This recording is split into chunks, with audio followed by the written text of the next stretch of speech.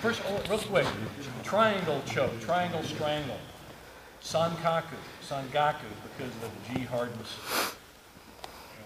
Grammatically, the G hardness doesn't, Mr. Japanese speaker over there, I think. But anyway, Sankaku means triangle, three-corner, okay?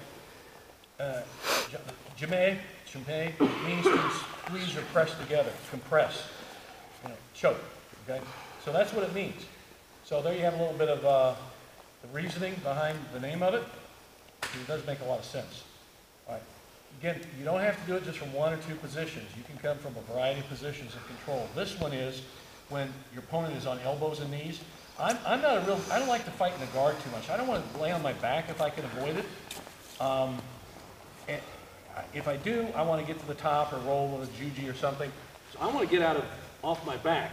So I like to be the top grappler. I like to have a top ride position. So that's what Mike's going to shoot for here. So he's from the top position, he hooks. Now watch him go to work. He's going to swing his right leg over, and as he does that, with his left hand, he reaches under JT's left arm pit, grabs his own ankle. Now what this is going to do several things. It shores in, it tightens up the choke around the leg, around the neck. Okay, so it's starting the choking action now, but also helps him gain momentum with a roll.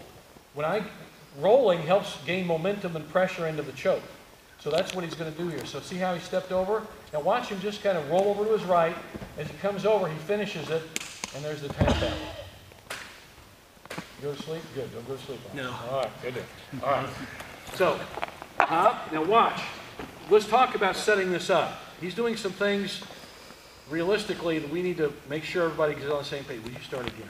So bam, for whatever reason, he might have snapped him down, he might have thrown him, knocked him down. Now when he does his go behind, watch the position. He's thinking total position here. So Mike's moving around to his left, to JT's right. Watch some things here. See how he's setting in the near legs, the first leg, the trap? He wants to get the hooks in.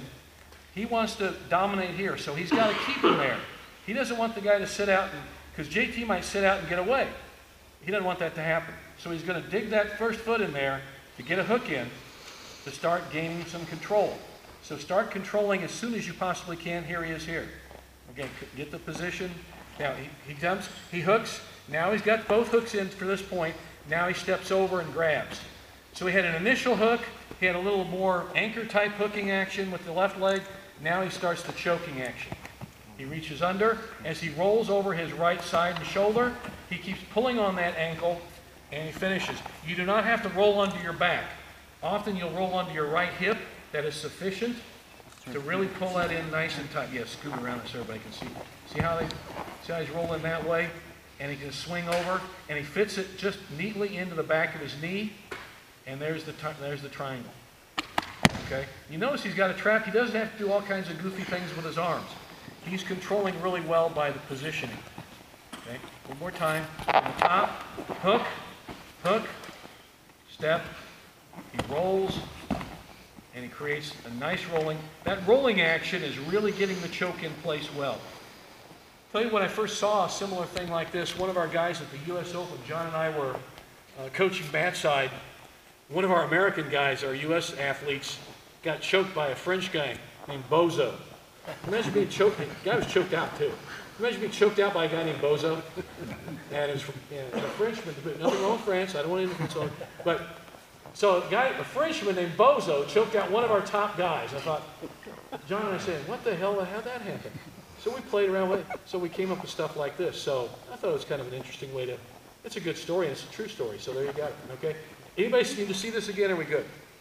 Again or one more time? No problem. I'm not a slow learner. I'm a careful learner. Okay. Boom.